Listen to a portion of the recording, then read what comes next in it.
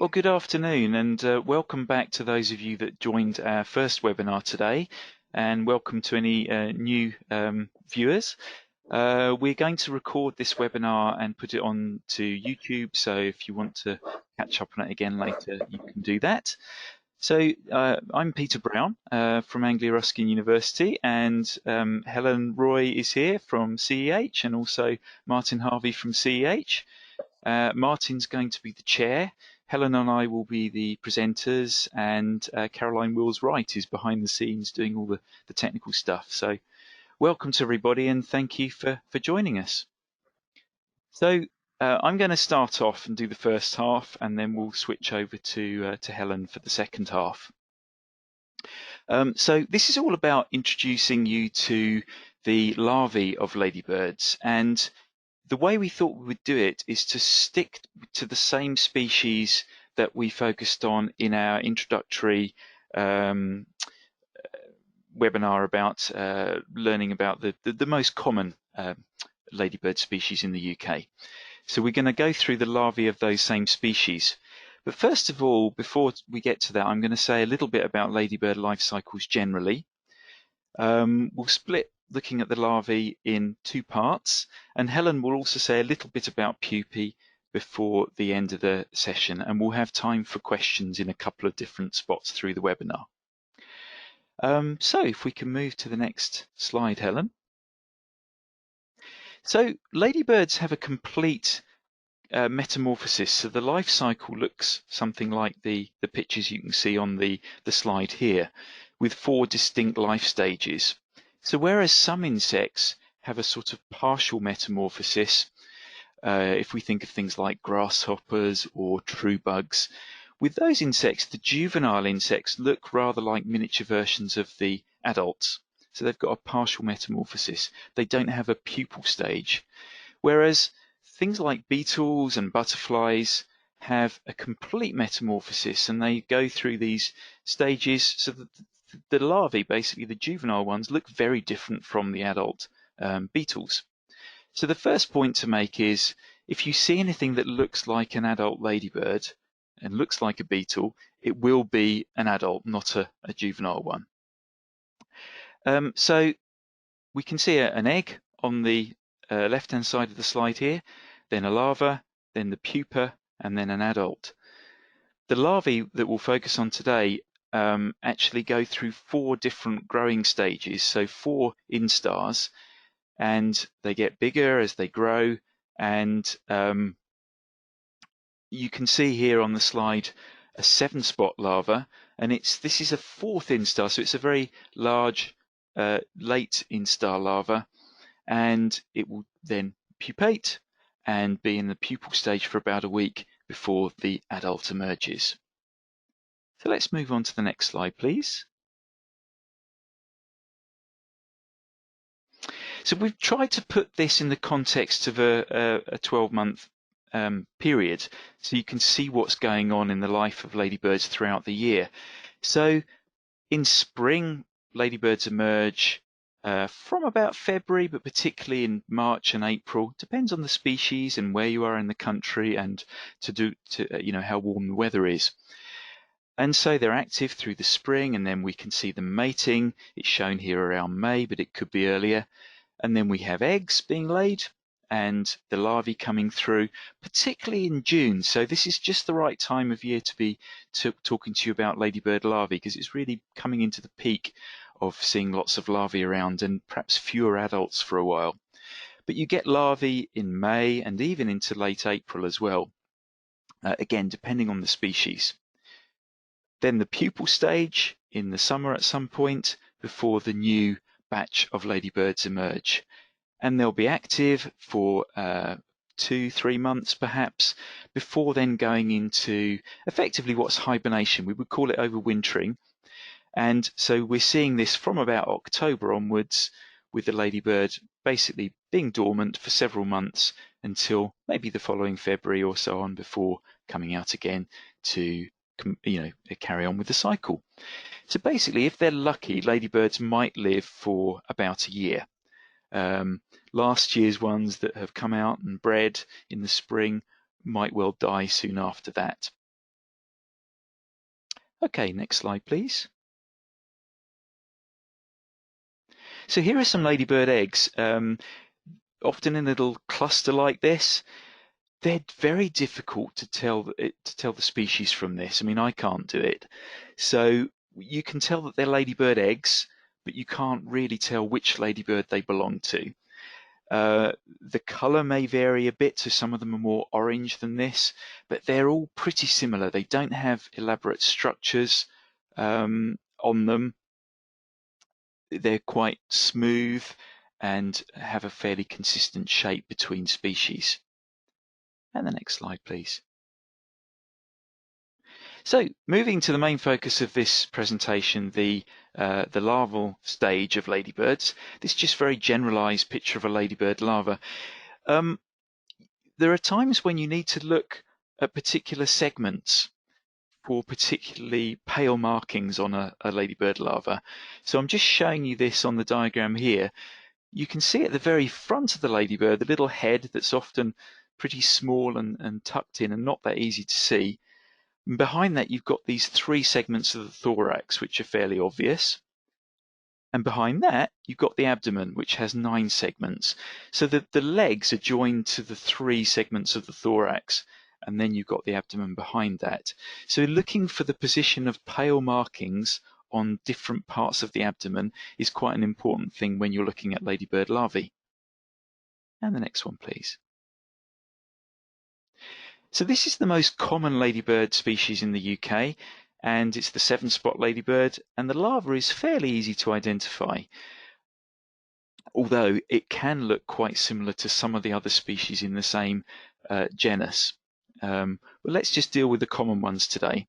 So basically the thing to look for on this larva is a fairly smooth larva, so it's a little bit hairy, but not, there's no big spines here. In contrast to the next one I'll show you. But what you're looking for are the 4 pairs of pale coloured markings, normally orange, sometimes a bit more yellowy than this. So you can see on one side of the larva here, you've got a pair of markings on the first segment of the abdomen and another pair on the 4th segment, and it's the same on the other side.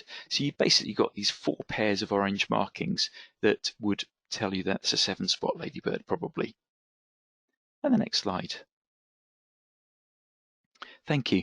So this is in contrast to the Harlequin ladybird, which you can see is much spikier, and it's got these kind of branched spines which make it very well defended, and the markings are also rather different. So this has got very distinct orange L-shaped markings down each side of the larva, and then also we'd call these little sort of warty structures, the knobbly bits on a larva, we'd call these tubercles. So the Harlequin also has these 4 orangey coloured tubercles towards the rear of the larva. So it's a big species, very spiky, with prominent orange L-shaped markings down the side. And the next one, please. A species that's even larger than the Harlequin, and ladybird larvae generally can be quite cannibalistic on their own and other ladybird species. So Harlequins are particularly good at doing this, but lots of ladybird larvae will try to eat each other. And the eyed ladybird is one that's much better protected against the Harlequin than most other species, partly because of its size and partly because it also has pretty good spiky defenses. So this one you can see is very spiny and has yellowy markings on particularly the sides of the first 2 segments of the abdomen that hopefully you can see on this picture. Also a fairly prominent yellowy or orange marking on the first segment of the thorax that's quite often there on the eyed ladybird larva. This one would be generally one that you would find on pine trees. And the next one, please. Now we're coming into species which are pretty tricky to tell apart. They're common species and they're very closely related species, but the 2-spot and the 10-spot ladybirds, the adults can look pretty different but the larvae are really very similar. And very often when we get pictures of these sent through, we can say that it's the larva of an Adalia species, but we can't be sure which one. So the things to look for to tell you that it's either a 2-spot or a 10-spot are the patterning of these paler markings. So again, on the first segment of the abdomen, you've got a couple of pale markings on each side that you can see here. Kind of a rather pale lower section down the side of each one as well. But then particularly in the center of the fourth segment of the abdomen, you've got these orangey markings as well, so that's quite distinctive. If we move to the 10-spot larva, it's actually, I know the pictures look rather different in these two individuals, but actually the positioning of those pale markings is very similar. So these two can look very similar indeed. This one looks skinnier, but that's not necessarily consistent. It's just there's variation, and this individual was perhaps at a slightly different stage than the one previously shown.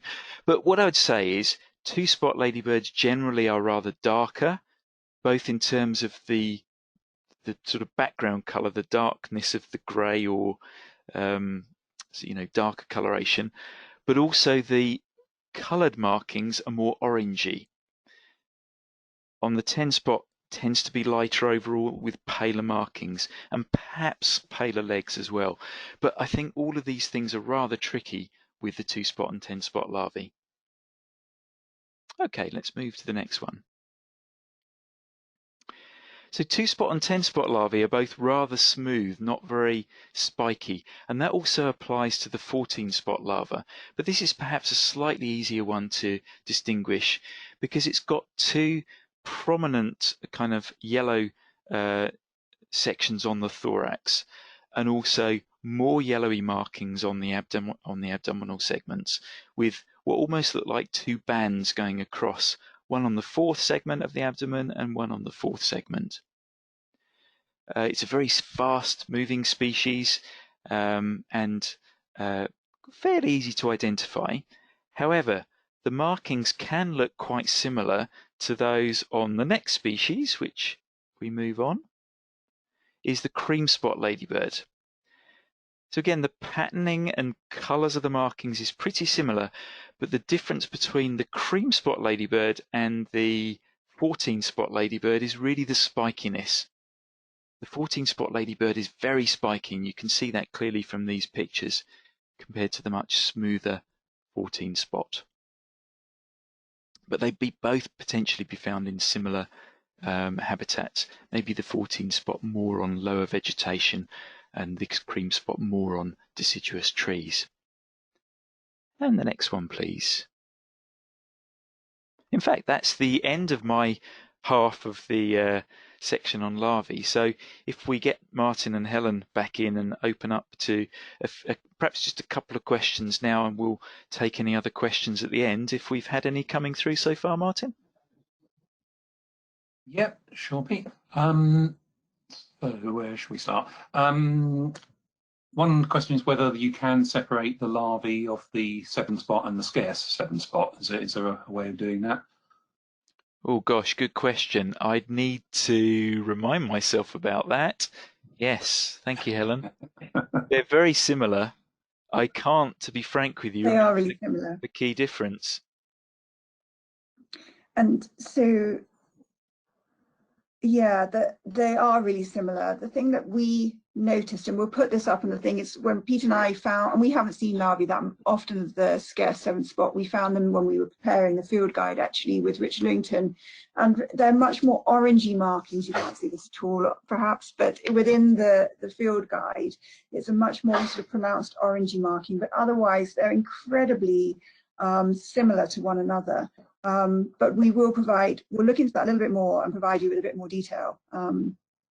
There was a difference when we saw them, wasn't there? Yeah, we did feel it looked different. Yeah, you could sort of see by eye, but it's hard to actually pin down what were the distinct differences. I think you're right. The slightly darker colour would would give that a clue. But the trouble is there's lots of variability amongst all of these, and if you see a very fresh, perhaps skinnier looking larva, it might be much paler than one that's been out for a few days, and so it's a bit tricky. Yeah. Okay. And the other one that several people have asked a question to do with the different instars and how you can tell whether you're looking at an early instar or a late instar. Are there any differences in markings, or is it just down to the size? So if you could pick that one up. That's a really good question, and I perhaps should have stressed that the pictures I've been showing are fourth instar larvae, and that's the easiest stage to distinguish the species. The very early larvae generally have much plainer markings, perhaps no markings at all, and are very tiny and are very hard to distinguish the species. You need to get to about the third instar with most of the species before you can be pretty confident. Sometimes perhaps the second instar. So, I mean, for example, with the two Harmonia species, so the Harlequin ladybird and the cream streak ladybird, the larvae look almost exactly the same until they get to the later instars, when the markings are different in the final instar. But in those first instars, really, I wouldn't be able to tell one from the other. I should say as well, there is a key available in the Naturalist Handbook on ladybirds that we worked with Richard Comont, based on a key that Majerus and Keynes had already put together. So there is a key to these larvae as well that can be very helpful if you want to get into it in a little bit more detail. Okay, that's great. Shall we move on to the next section then, Helen? Are you taking us into the next part? I am taking us into the next section. And then we'll have Pete and Martin back for the questions, which will be great. Great, so that was an excellent introduction from Pete. I think it's hard with larvae actually, because you have such a short time every year in which to familiarize yourself with this stage of the ladybirds. And there are some really wonderful features that we can take a look at, but I have to remind myself every year of those key features again. It's like a revision session to ladybird larvae. So I'm just going to take you through five more species. So this is the 22-spot ladybird. And both Pete and I really agree that this is one where the larva, in some ways, looks very like the adult in terms of tinus and on a yellow background. I'm going to show you a picture in a moment of another species that looks very similar. But look at I didn't mean to move quite so soon to that. Look at the head of this 22-spot ladybird larva. It's a very dark coloured head. Whereas if we move to the orange ladybird, which can look very, very similar, it has a very pale head. The orange ladybird is also quite a fascinating one in that it's often much later in the year that we see the larvae of this species. This mildew-feeding ladybird seems to have a slower development. Well, it does. It develops more slowly than the other species. So it's often sort of late summer, early autumn that we begin to see this really stunning ladybird larva, when all of the other ladybirds have gone through their life cycle and are actually beginning to prepare for the winter time. But it's that pale head for the orange ladybird. It's the one to take a look out to separate it from the 22 spot. So this 16-spot ladybird larva, whenever I see a picture of this or whenever I see it, I think it's absolutely beautiful, but it is quite nondescript in a way. It's sort of very pale brown. It has these little hairs coming off those little pad-like structures, the tubercles that Pete mentioned, and they're darkish hairs, and that darkish little pads that they're coming out on are quite characteristic, but it's quite a nondescript larva in many ways. But again, if you were looking in the habitat of the 16-spot ladybird and sweeping through grass, for instance, you would certainly be likely to see this little larva. So then we move on to the 24-spot ladybird larva. And Pete and I have been looking at these in quite a lot of detail in the last week to try and sort out these from the bryony ladybird. We thought we had it quite clear, but sometimes it can be quite confusing. So that's just to note that it isn't always easy. I have to say this is my favorite ladybird larva. When you see it in the field and you can see it feeding on the grasses, for instance, and plants, it looks just really fuzzy little ladybird. I mean, you can see those protrusions all over it. It is a really kind of furry, in a way, little ladybird. But you can see it's relatively pale in terms of those protuberances coming off all over its body. There is nothing that really looks like the 24-spot ladybird larva other than the bryony larva, which, of course, as we heard from the previous presentation, is confined to white bryony as far as we know. You can often see the feeding damage of these plant feeding ladybird on their host plant as kind of little clear windows along the leaf structures.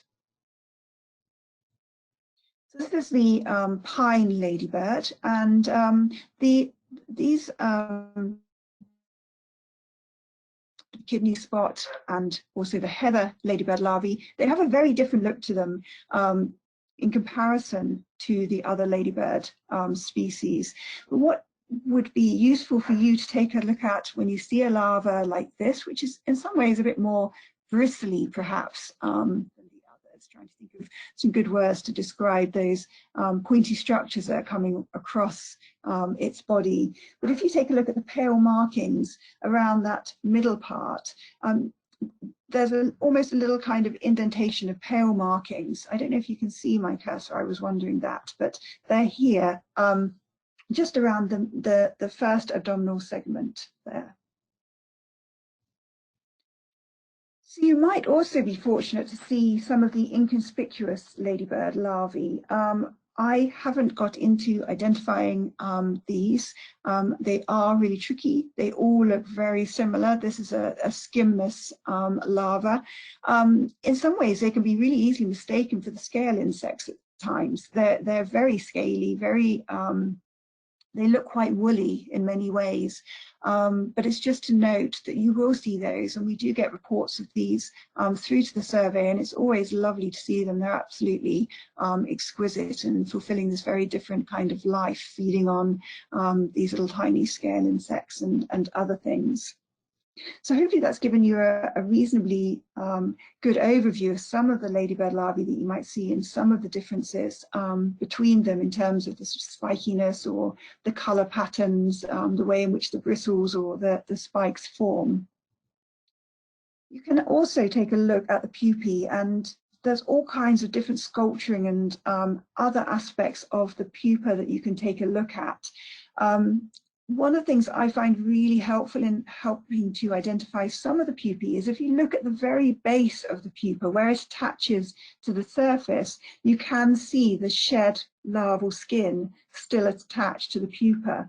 And in the case of the Harlequin one, it's often very evident that that's very, very spiky shed larval skin can tell you that that indeed is a Harlequin ladybird pupa. The 7-spot, you can see it's much more sort of softly bristled in that shed larval skin, and there is some differences in their colour patterns as well on those pupae, but that can be extremely variable.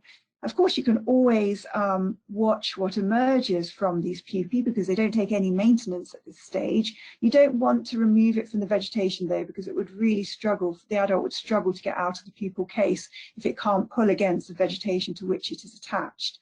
But it can be fascinating to watch these emerge, and sometimes you can be fortunate enough just to see that happening when you're out and about in the field. And of course, that then gives you good confirmation over the ladybird adult that comes from it, that often the colour patterns that of the very newly emerged adults can be quite different to the final colour patterns of the adult ladybird. So for example, I once watched a kidney spot emerge from its pupa and was really surprised to see that it came out as bright red all over, and actually the black pigmentation was then laid down quite slowly over the next 24 hours, leaving just those very characteristic red spots behind. So they can look very different when they first emerge from their pupal cases, the adult ladybirds. So that just takes us to the end point of the second webinar of today, and we'd be very delighted to take any questions. If you haven't found the question box on your little panel to the side on the GoToWebinar panel, it is called questions, and you can click on it on the little arrow to be able to then put any questions in there that you might have, or indeed you can ask us at a later stage as well. But just to note the resources again that you might like to refer to, or indeed the larval key in the Naturalist Handbook is a very, very useful resource. So great, if Pete and Martin would also like to rejoin me, then we can begin to take some questions. Okay. Hey, thanks, Helen. And just a quick comment from me, actually. It's fantastic to see all these wonderful images of the larvae. They look like tiny little dinosaurs, don't they? I love seeing them. Fantastic things. There's a general question. Perhaps, Pete, you could pick up on this one. Are there any other beetle families that could be confused with the ladybird larvae if you're seeing larvae out on vegetation or wherever? Good question. I think the most likely other family is Chrysomelidae, so the leaf beetles. And to me, the larvae of some of the leaf beetles can look pretty similar. I think the leaf beetle larvae tend to have an extra segment on the abdomen, so maybe 10 segments instead of 9. I think often they have shorter legs and are less elaborately marked as well, so perhaps they're plainer dark rather than having the markings that we've seen on many of our ladybird larvae. But those are general points, and I'm sure there are exceptions, but I'd say the leaf beetles are probably the main ones that would be confused with ladybird larvae. Okay. And Helen, there's a couple of questions about the interaction between the larvae, and is there much competition between larvae of different species? And you mentioned earlier on about the cannibalization. Is that larvae eating larvae of their own species or of other species, or both? Yeah, so all of those things happen. So the purpose of that larval stage is to feed and feed and feed and feed so it can develop and become an adult ladybird. And they are often extremely hungry. So although they may principally be feeding on aphids, they will also feed on one another, and not only on one another, but also on other insects too. So we have observed, for example, Harlequin ladybird feeding on caterpillars, on small tortoiseshells, for instance, within nettle patches. Harlequins in particular will feed on pretty much anything that they bump into, particularly if it's something soft-bodied, so particularly if it's another larval stage of something else. But Harlequins will also eat one another. And indeed, when they're first coming, and in all of them are cannibalistic. All of the ladybirds will feed on one another. They will feed on their egg cases when they first emerge, and they'll feed on unhatched eggs. They just want to get as much resource as they possibly can. And so even we may say it's an aphid feeding ladybird, but it will often be feeding on other things as well. So those interactions are absolutely fascinating.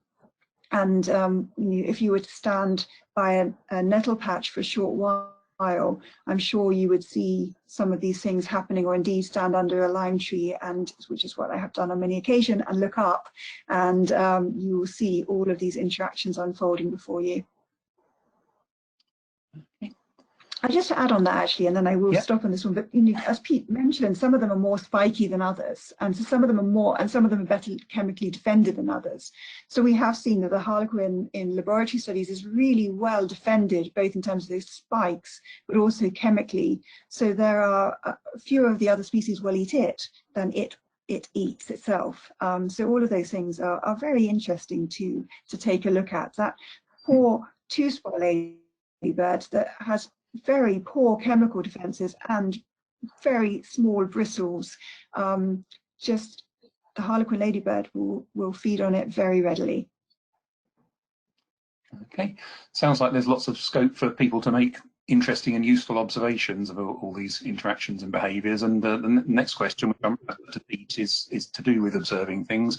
If you were to collect a pupa and bring it home to watch it hatch, how long would it be before the ladybird, the adult ladybird, needed to feed and therefore needed to be returned back to its host plant?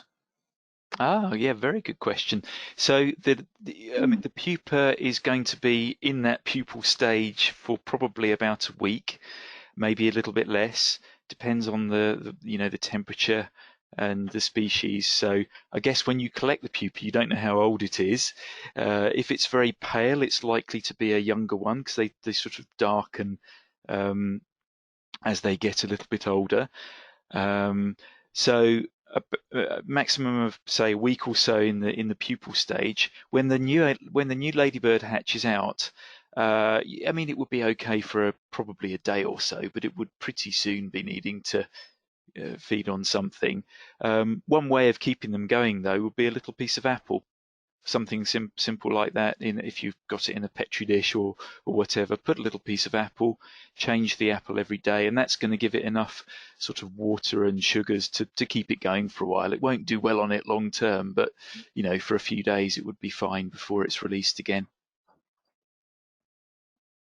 Great. Okay, that's really interesting to know. I would also like to say there as well, I was just going to say something on the pupae, but the parasites as well, if that was all right, just to mention, if you do collect any of the pupae on a leaf, for instance, if you collect the leaf and the pupa, you may get some really interesting parasites emerging. There are a number of things that attack the pupae, and Martin will be delighted to know, as a fly expert, that some of the fascinating flies that come out of those pupae. I just thought I would drop in a mention of parasites. Yep. There was a question about that point, Helen, actually, which you've now answered before hearing it, so that's really good. Okay, I'm just about run out of time. Perhaps just one last quick question, which was going back to the Bryony ladybird. Has that always been present in continental Europe? Did it just spread from there, or well, basically, what was the route into this country? Where's that come from? Perhaps Helen, you could pick that one up. Yeah, so it is common within continental Europe. We don't think it got here by itself. We think it was brought somehow or other by humans. And in part, we think that because it's not great at dispersing. You can see from the map and its distribution, it doesn't go very far at all. And it does have that reliance on the white bryony. So we suspect it probably arrived either on a plant, for instance, that someone was bringing in, or it could have just been in some luggage. It's difficult to know, but we do believe it was brought over in one way or another by people. So we would consider it to be a non-native species. But of course, as is the case with many non-native species, they are an absolute delight to see. And the white bryony, and the bryony ladybird rather, doesn't cause us any concern. We're just delighted to see it. It's a wonderful, wonderful ladybird. Okay. I think we're going to have to call a halt to it there. We're out of our time for today. So thank you very much to Pete and Helen for providing the presentations and answering all the questions. As we said, it will be recorded and made available via YouTube in the not too distant future, and we'll try and pick up on some of the questions that we haven't managed to answer today. And I think it falls to, I'll pick up on the thing that we always say at this point, which is please keep sending in your records. It's really fantastic to get the records recording scheme. And I know that Helen and Pete and many other people do make a lot of use of that information for research and conservation. So whether it's adults or larvae, please keep those coming in. And thanks again to Caroline for the technical support today. But I think we'll draw that to a close. Thanks to everyone for listening. And yeah, have a good ladybird hunt next time you go out. Thanks very much. Thank you all. Lovely to see you. Bye-bye.